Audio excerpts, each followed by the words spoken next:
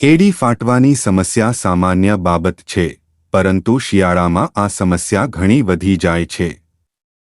સમય જતાં જો આ બીમારીનો ઈલાજ યોગ્ય રીતે કરવામાં ન આવે તો ચાલવું પણ મુશ્કેલ બની જાય છે. જો અવગણવામાં આવે તો કેટલીકવાર એડીમાંથી લોહી નીકળવા લાગે છે. આ શિયાળામાં તમારી એડી ફાટે નહીં તે માટે આજે કામના સમાચારમાં અમે તમને કેટલાક એવા ઉપાયો જણાવીશું જે તમારી ફાટેલી એડીને માખણની જેમ નરમ તો બનાવશે જ, પરંતુ આ સમસ્યાથી છુટકારો પણ અપાવશે. પ્રશ્ન: શિયાળામાં એડી કેમ ફાટે છે? જવાબ: શિયાળાની સૂકી હવાને કારણે એડી ફાટે છે. પૂરતા પ્રમાણમાં ભેજ ન મળવાને કારણે તેઓ ક્રેક કરવાનું શરૂ કરે છે. ઠંડી હવા અથવા ભીના પગના સતત સંપર્કમાં રહેવાથી ત્વચા રૂક્ષ બની જાય છે અને તિરાડ પડે છે. આના માટે બીજા પણ ઘણા કારણો જવાબદાર છે. ચાલો તેમને નીચેના ગ્રાફિક પરથી સમજીએ. પ્રશ્ન: ડાયાબિટીસના દર્દીઓની એડીઓ શા માટે ફાટે છે? જવાબ: ખરેખર ડાયાબિટીસના લક્ષણોમાંનું એક છે ત્વચામાં ઇન્ફેક્શન અથવા ત્વચા જાડી થઈ જવી, જેના કારણે ત્વચાની રચના બદલાવા લાગે છે. તે જ સમયે હાઈ બ્લડ શુગરને કારણે ઘા પણ ઝડપથી રૂઝાતા નથી. તેથી જો તમારી એડી ફાટેલી રહેતી તો તમારે એકવાર તમારી બ્લડ શુગરની તપાસ કરાવવી જોઈએ. શિયાળામાં જ્યારે આપણે આપણા પગની કાળજી લેતા નથી ત્યારે એડી ફાટવા લાગે છે.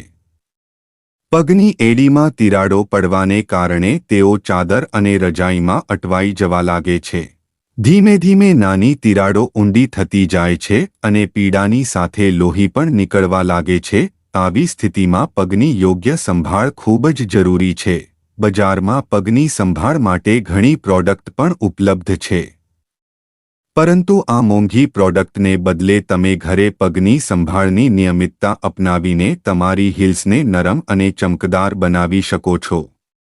ચાલો પગની સંભાળની દિનચર્યા સમજીએ. સ્ટેપ 1: સૌપ્રથમ ગરમ પાણીમાં મીઠું નાખો. પછી તેમાં તમારા પગ બોળીને 10 મિનિટ સુધી બેસો. આ પછી તમારી હીલ્સને પગના સ્ક્રબરથી હળવા હાથે ઘસો. તેનાથી પગની ડેડ સ્કિન નીકળી જશે. સ્ટેપ 2: હીલ્સ પર હોમમેડ સ્ક્રબ લગાવો. ક્રીમ અને ઓટ્સમાંથી હોમમેડ સ્ક્રબ બનાવી શકાય છે. તેમાં થોડું મધ પણ ઉમેરો. પછી તેને પગ પર લગાવો અને 2 મિનિટ સુધી સ્ક્રબ કરો. બાદમાં પાણીથી પગ સાફ કરો. સ્ટેપ 3: હવે ઓલિવ ઓઇલ અથવા નારિયેળ તેલને થોડું ગરમ કરો અને તેને તમારા પગ પર લગાવો. 5 મિનિટ સુધી હળવા હાથે મસાજ કરો. આમ કરવાથી એડીમાં લોહીનું પરિભ્રમણ સારું થાય છે. એટલું જ નહીં, તેની અસર પગની ત્વચા પર પણ સ્પષ્ટ દેખાય છે. સ્ટેપ 4: સામાન્ય પાણીથી પગ ધોઈ લો. ટુવાલ વડે સારી રીતે સુકાય તે રીતે સાફ કરો. કારણ કે શિયાળામાં પગ ભીના રહે છે અને હીલ્સ ફાટવા લાગે છે. તેથી તમારા પગને સૂકા ટુવાલથી સાફ કરો. સ્ટેપ 5: હવે નાળિયેર તેલને થોડું ગરમ કરો અને તેને તમારા પગ પર લગાવો. તેમાં ઘણા બધા એન્ટીઓક્સિડન્ટ હોય છે જે ત્વચા માટે બેહદ ફાયદાકારક છે. જો હીલ ખૂબ જ ફાટી ગઈ હોય તો હૂંફાળું દેશી ઘી લગાવો. ઘી લગાવ્યા પછી તમારે 15 થી 20 મિનિટ માટે મોજા પહેરવા પડશે અને પછી તેમને કાઢી શકો છો અથવા પહેરી પણ શકો છો. આ બાબતો ધ્યાનમાં રાખો. પગની સંભાળની નિયમિતતા પછી પગ ભીના ન થાય. શિયાળામાં નહાવા કે સ્નાન કરવાનો સમય 5 થી 10 મિનિટ સુધી મર્યાદિત કરો. લાંબા સમય સુધી નહાવાથી ત્વચા ડ્રાય થઈ શકે છે. સૂકી તિરાડ હીલ્સ વધુ ખરાબ થઈ શકે છે. સ્નાન કર્યા પછી 5 મિનિટની અંદર તમારા પગને મોઇશ્ચરાઇઝ કરો. આ ઘરગથ્થુ ઉપચાર અપનાવીએ છીએ તેવી જ રીતે આપણે આપણી હીલ્સની પણ કાળજી લેવી જોઈએ. તિરાડની આજુબાજુની ત્વચા બાકીની ત્વચા કરતાં હાર્ડ અને ડ્રાય બને છે. આ સ્થિતિમાં તમે ઘરેલું ઉપચાર અજમાવીને તમારી હીલ્સને નરમ અને કોમળ બનાવી શકો છો. અપનાવો આ ઘરગથ્થુ ઉપચાર. તિરાડ એડી આસાનીથી મટી જશે. લીંબુ, ગ્લિસરીન અને ગુલાબજળ અડધી ડોલ હૂંફાળું પાણી લો. તેમાં 1 લીંબુનો રસ, 1 ચમચી ગ્લિસરીન અને 1 ચમચી ગુલાબજળ ઉમેરો. હવે તમારા પગને તેમાં 15 થી 20 મિનિટ માટે પલાળી રાખો. પછી પગના સ્ક્રબરથી હીલ્સને સ્ક્રબ કરો. આ પછી 1 ચમચી ગ્લિસરીન, 1 ચમચી ગુલાબજળ અને 1 ચમચી લીંબુનો રસ મિક્સ કરો. આ લગાવ્યા બાદ પગથી ઘૂંટી સુધી સારી રીતે માલિશ કરો અને મોજા પહેરો. મોજા તમારા પગ પર આખી રાત રહેવા દો. સતત ઉપયોગથી હીલ્સ થોડા દિવસોમાં નરમ થવા લાગે છે. નાળિયેર તેલ સ્ક્રબની મદદથી તિરાડ પડી ગયેલી હીલ્સને સાફ કરો. નાળિયેર તેલથી માલિશ કરો. આ પછી મોજા પહેરો.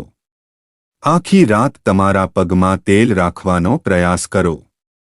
પેટ્રોલિયમ જેલી શિયાળામાં પેટ્રોલિયમ જેલી ખૂબ જ ઉપયોગી છે. દિવસ દરમિયાન જ્યારે પણ તમારા પગ ભીના થાય ત્યારે તેને ટુવાલ વડે સૂકવી દો. આ પછી પેટ્રોલિયમ જેલીથી હીલ્સને સારી રીતે મસાજ કરો. પછી સુતરાઉ મોજા પહેરો. એલોવેરા જેલથી ડોલ હૂંફાળું પાણી લો. હીલ્સને ડોલમાં 5 થી 10 મિનિટ માટે ડૂબાડી રાખો. તેમને સાફ કરીને સ્ક્રબરની મદદથી સૂકવી લો. હવે એલોવેરા જેલને હીલ્સ પર લગાવો. આ પછી મોજા પહેરો. એલોવેરા જેલને હીલ્સ પર આખી રાત રહેવા દો. આનાથી બહુ જલ્દી સારા પરિણામ મળશે. જો ફાટી ગયેલી એડીને દૂર કરવા માટે ઘરગથ્થુ ઉપચારનો સહારો લેવા છતાં પણ તિરાડની સમસ્યા દૂર થતી નથી, તો તેને અવગણવાની ભૂલ ન કરો. કારણ કે તેનો અર્થ એ છે કે શરીરમાં કેટલાક પોષક તત્વોની ઉણપ છે. ચાલો નીચે આપેલા ગ્રાફિકમાંથી પોષક તત્વો વિશે સમજીએ. જો આ સમસ્યા ચાલુ રહે તો આહાર પર ધ્યાન આપો. શિયાળામાં પાણીનું સેવન ઓછું થઈ જાય છે, તેથી પૂરતા પ્રમાણમાં પાણી પીવો. તમારા ડાયટમાં દૂધ, દહીં, લીલા શાકભાજી, આખા અનાજ, સફરજન, રાગી, મગફળી, મધ અને બ્રોકોલી જેવી વસ્તુઓનો પણ સમાવેશ કરો. આ વસ્તુઓમાં શરીર માટે જરૂરી પોષક તત્વો મળી આવે છે.